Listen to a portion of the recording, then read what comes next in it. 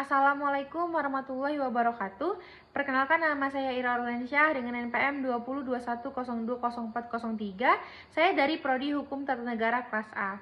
Di sini saya akan menyampaikan materi yang berjudul Objek dan Kegunaan Filsafat Hukum Islam. Hukum Islam mengacu pada pandangan hukum yang bersifat teologis.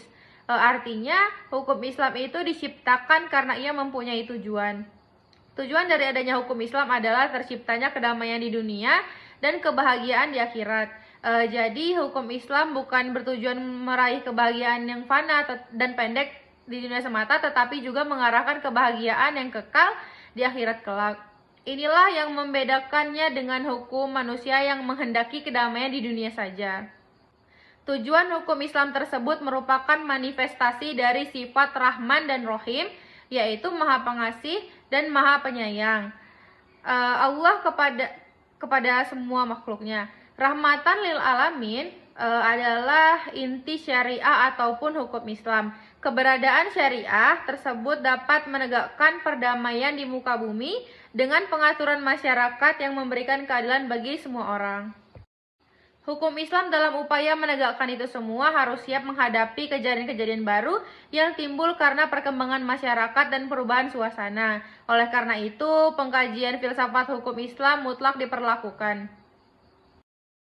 Sebagaimana ditemukan sebelumnya, setidaknya ada 5 sistem hukum yang hidup dan berkembang di dunia. Yang pertama itu ada common law yang juga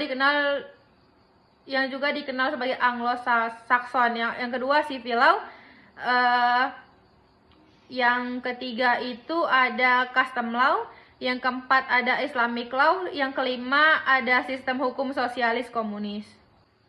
Manfaat studi hukum Islam ini yang pertama adalah menjelaskan kajian filsafat hukum Islam, akan memberikan pengetahuan hukum Islam kepada ahli hukum Islam. Yang kedua, hukum Islam diperlukan untuk pengkajian secara mendalam terhadap hukum Islam.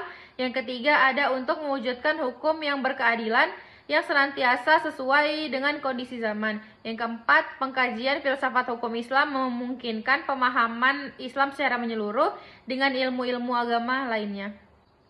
Para ahli usul fiqh sebagaimana ahli filsafat hukum Islam membagi filsafat hukum Islam menjadi 2 rumusan. Yang pertama adalah filsafat tasyri, yang kedua ada filsafat syariah.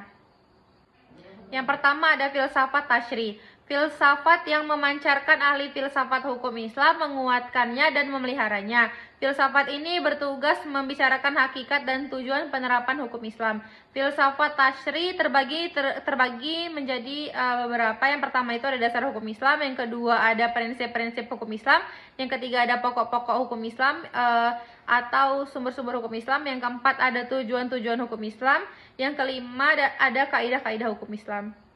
Yang kedua ada filsafat syariah. Filsafat yang diungkapkan dari materi-materi hukum Islam seperti ibadah, muamalah, jinayah, ukubah, dan sebagainya. Filsafat ini bertugas membicarakan hakikat dan rahasia hukum Islam. Termasuk dalam pengembangan filsafat syariah ini, yang pertama ada rahasia-rahasia hukum Islam, yang kedua ada ciri-ciri khas hukum Islam, yang ketiga ada keutamaan-keutamaan hukum Islam, dan yang terakhir adalah karakteristik hukum Islam.